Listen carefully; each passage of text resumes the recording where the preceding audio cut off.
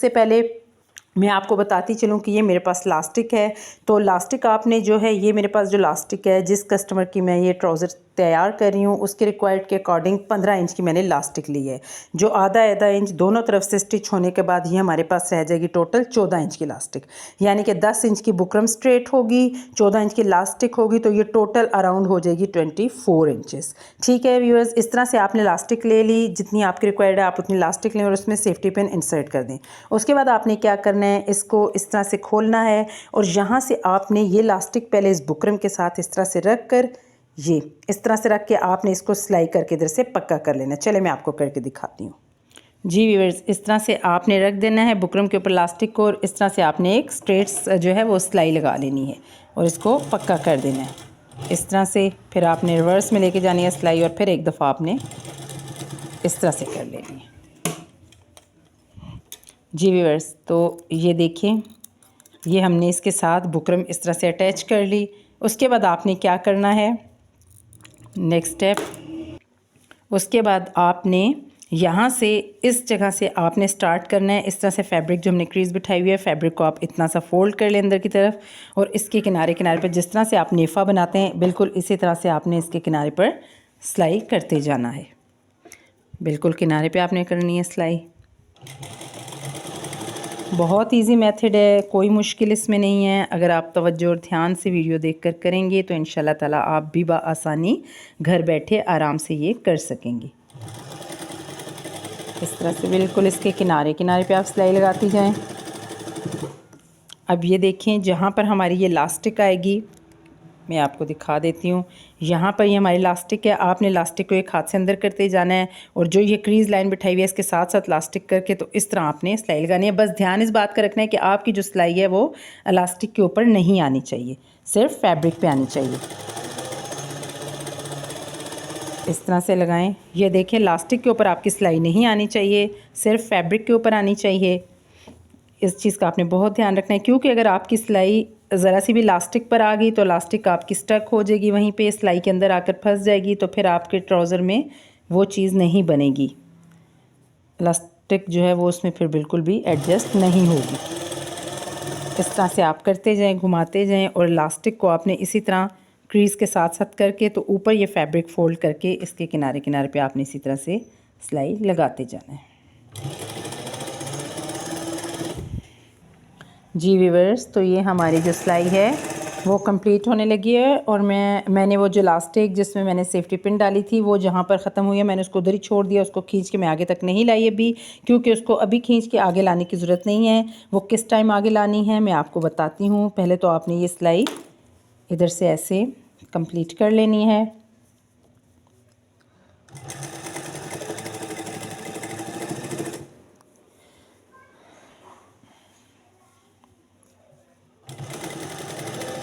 जी viewers, तो ये देखें, अब यहाँ तक आपने सिलाई लाकर, तो ये देखिए व्यूअर्स, इतना सा एरिया आपने जो बुकरम के साथ है इसको ओपन छोड़ देना और यहाँ से आपने धागे से निकाल लेना है बाहर। जी व्यूअर्स, अब ये देखें, जी व्यूअर्स, ये हमने लगा लिया है। अब हमने जो लास्टिक डाली थी उसकी सेफ्टी पिन यहाँ पे है, तो अब हम इसी को कंटिन्यू करके सेफ्टी पिन को आगे की तरफ लेकर जाएंगे, ताकि जो दूसरी साइड से हमने इसका ओपन एरिया छोड़ा हुआ है वहाँ से हम सेफ्टी पिन को बाहर निकाल के इलास्टिक को सिलाई के साथ वहाँ पर उसके साथ अटैच कर सकें। तो मैं आपको भी करके दिखा रही हूँ, बहुत ईजी वे है। प्लीज़ व्यूअर्स, आपसे फिर रिक्वेस्ट है कि प्लीज़ मेरी वीडियोज़ को लाइक करें और वीडियोज़ को एंड तक ज़रूर देखा करें, क्योंकि वीडियोस को लाइक करना, शेयर करना, ये आप लोगों का एक प्यार होता है कि जो आप लोग हम पर अपना एतमाद ज़ाहिर करते हैं कि आपको हमारा काम पसंद आ रहा है, आप हमारे काम से मुतमईन हैं। तो प्लीज़ मेरी वीडियोस को शेयर किया करें। जी व्यूअर्स, ये देखें, अब ये जो हमने ओपन एरिया छोड़ा था यहाँ से हम सेफ्टी पिन को बाहर निकाल देंगे आराम से। और ये देखें, ये हमारी इलास्टिक बाहर आ चुकी है। अब यहाँ से आपने क्या करना है, इस स्टेप पर आपने सेफ्टी पिन को निकाल देना है और इस इलास्टिक को आराम से हाथों के साथ अंदर की तरफ पुश करके आपने यहाँ पर भी उसी तरह से सिलाई लगा लेनी है जिस तरह कि आपने इस साइड पे यहाँ पे ये लगाई थी। तो चलिए मैं आपको लगा के दिखाती हूँ। जी व्यूअर्स, अब हम यहाँ पर भी इसी तरह से ये देखें सिलाई लगा देंगे। इलास्टिक को यहाँ पर हम पक्का कर देंगे। कम से कम आपने यहाँ पे 3 टाइम जो है अपनी सिलाई को रिपीट करना है ताकि इलास्टिक जो है वो सही तरह से यहाँ फिक्स हो जाए और सिलाई उसकी बाहर ना निकले। इसलिए आपने इसको 3 to 4 टाइम अच्छा सा फिक्स कर लेना है। तो ये देखिए व्यूअर्स, मैंने इसको यहाँ पर 4 टाइम फिक्स कर लिया। अब मैं इसको निकाल लूँगी बाहर। अब मैं आपको दिखाती हूँ आपने नेक्स्ट स्टेप में क्या करना है। जी व्यूअर्स, ये हमारी जो इलास्टिक हो चुकी है। अब हमने ये जो इसका ओपन एरिया छोड़ा था ये वाला, इसको पहले हम क्लोज़ करेंगे सिलाई के साथ। आपने इसी तरह यहाँ पर दोबारा से सिलाई को स्टार्ट लेना है और आपने इस जो ओपन एरिया है इसको आपने इलास्टिक वाली एरिया को थोड़ा सा खींच के इसको क्लोज़ कर देना। और यहाँ भी आपने यही ध्यान रखना है कि आपकी सिलाई जो है वो इलास्टिक के ऊपर ना आए। जी, तो ये मैंने कर दी, क्लोज़ कर दिया। अब नेक्स्ट स्टेप में क्या करना है आपने, जी व्यूअर्स, अब आपने क्या करना है कि ये देखें ये स्ट्रेट है और ये इलास्टिक वाली जगह। अब जो इलास्टिक के चुनट्स हैं इनको आपने जो है इक्वल करना है, बिल्कुल ऐसे हाथों के साथ इस सारी चुनट्स को आपने इक्वल कर लेना है। और जो एक्स्ट्रा थ्रेड वगैरह हैं वो भी आपने कटिंग कर लेने हैं। ये देखिए इस तरह से 4 ही चुनट्स को आप इक्वल करेंगे। और ये देखें कितनी आसानी के साथ ये सारी चुनट्स इक्वल हो रही हैं। ये देखें व्यूअर्स, ये हमारी लुक है। मैं आपको थोड़ा दूर से दिखाती हूँ। ये हमारी पेंट ट्राउज़र की लुक आप देख सकते हैं।